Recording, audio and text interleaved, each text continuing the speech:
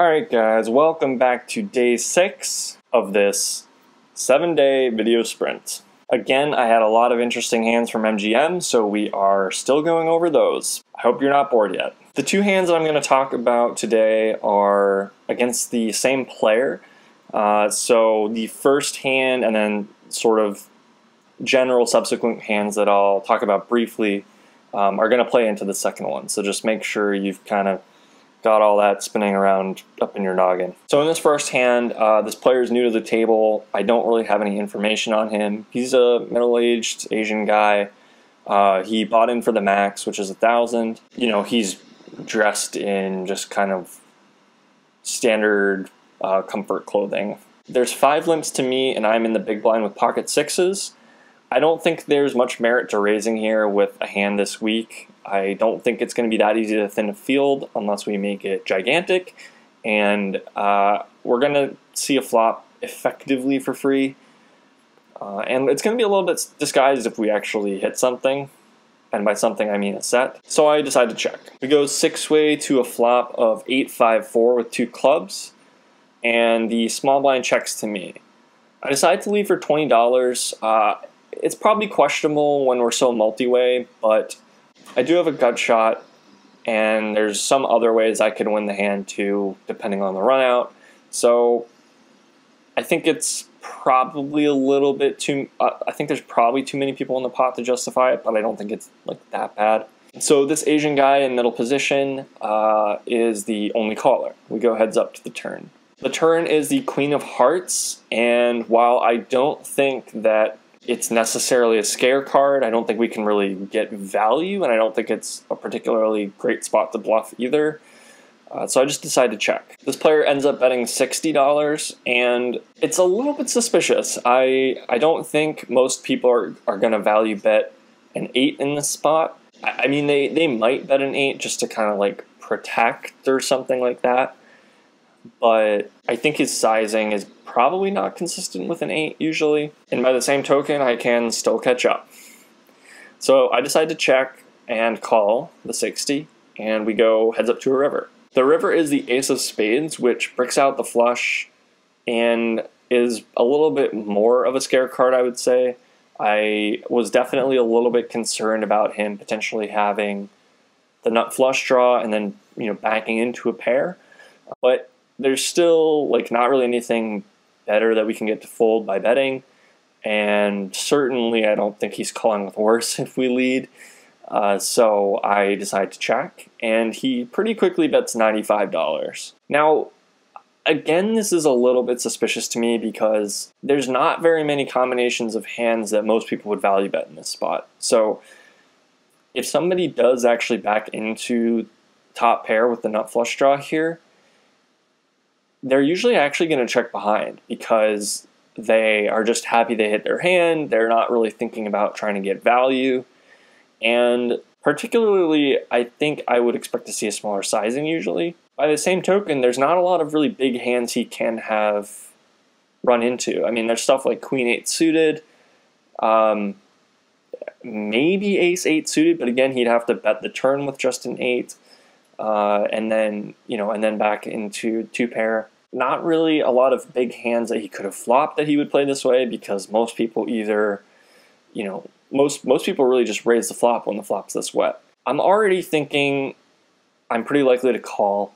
And then there's also some physical stuff that he was doing that kind of indicated like he wanted to look confident and strong, etc. So I did end up making the call with what is, I guess, third pair by the fourth pair? Third pair by the river. No, it's fourth pair. I swear I can count. We have fourth pair on the river, and I call. So he turns over King 4 offsuit, which is bottom pair on the flop and all the way through the hand. So right away, this is pretty weird. It's certainly not the type of hand I'd expect him to be bluffing with. There's a ton of missed draws that make a lot of sense for him to bluff. Even something like 9-7, 9-6, every flush draw that didn't make a pair. And it's just kind of unusual to see somebody turn a pair into a bluff at this level. So right away, I'm kind of expecting him to be pretty bluff happy. Additionally, later on, there were spots where he would just get caught over and over again bluffing. So he started like 3-betting a lot pre-flop. He was betting pretty big post-flop in a lot of spots, and he was getting called down a lot. I mean, this is not a scared 1-2 table where a bunch of players know he's getting out of line but don't know what to do. I mean, I'm not saying everybody at 2-5 is great, but they're a little bit better at picking up on people's tendencies and at least adjusting a little bit when they see somebody's way off the edge of the extreme. So that's definitely playing into a lot of these hands, and he seems to be getting on tilt to some degree, and also he's reloaded like 3 or 4 times the max already. So he's already in the game for at least $3,000 or $4,000. So in this hand, this Asian guy who's been bluffing and tilting is in the straddle, and it folds around to me in the cutoff. Now, I don't always open these kinds of hands, but I think that with this particular player in the straddle, it's definitely defensible. I have king 5 of spades, and I make it 35, pretty much to try to isolate this player and play in position and just find some good spots. The flop is jack 9-4 with 2 spades. Basically, we flop the nuts. He checks, I c-bet $55, and he calls pretty quickly. The turn is the jack of clubs, which I think is a pretty interesting card. Against a lot of players, it's a reasonable barrel card because if they peel wide enough on the flop, they have hands they'd be willing to fold. And it actually looks stronger when we barrel on this card because they think to themselves like, oh, that's not a great card for the pre-flop raiser, so for him to bet here, he must actually have something. At least that's sort of how I conceptualize what other people are thinking. But against this player, I feel like whatever he calls me with on the flop is not going to go away on the turn, and it's definitely not a situation where he's going to be scared to put his chips in the middle. We've already seen that. So I feel like it's better to just check behind, try to hit a king, try to hit a spade. Maybe we could do some fancy stuff on the river, like call down with king high if he bets and we have some sort of read, but probably not usually going that route. But we don't really have to think about this. We get an above average river card with the 7 of spades. And while it's not technically the nuts, I feel like we've basically rivered the nuts. I feel really, really good about where our hand is standing against his likely range. The hand gets even more interesting now when he leads for $140 with about $400 behind. I think this is interesting because in terms of absolute hand strength, we are pretty far away from having the nuts. But in terms of relative hand strength, there's just so many worse hands in his range that connect with this board that he will not like folding. I mean, if you just think about it, it's really hard for him to have boats because he'd have to like either flop 2 pair and not check raise the flop, or he'd have to have a set and not check raise the flop. He could have like run into pocket 7s or whatever, something like that. But it's actually much more likely that he has just trips or just a flush. And while the nut flush is out there, there's also a lot of combos of worse flushes, and I don't think he's ever folding a flush. I find it really hard to believe that he would find a fold with trips here, because when we check back the turn, it just looks kind of fishy. I mean, it looks like we don't really have much. So unless he's got the nut flush or, a boat, we're obviously way ahead. And I think there's way more combos of worse hands, and I think he's folding basically none of them. So I just end up shoving, and he takes a while with it. He's clearly not happy, but he does end up calling. And I turn over my cards, and my hand is good. So that was a fun hand.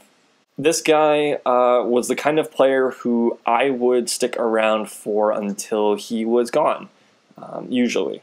But my buddy was actually in town. He's playing a couple tables over from me, and it was about 12:30 in the morning, and I got up from the game. It was difficult, to say the least. I felt physically stuck to the table. I did not want to get up. Even the other players at my table who were regulars and were also picking off all these bluffs from this guy and winning hands against him. They're vocalizing. They're like, how are you leaving this game?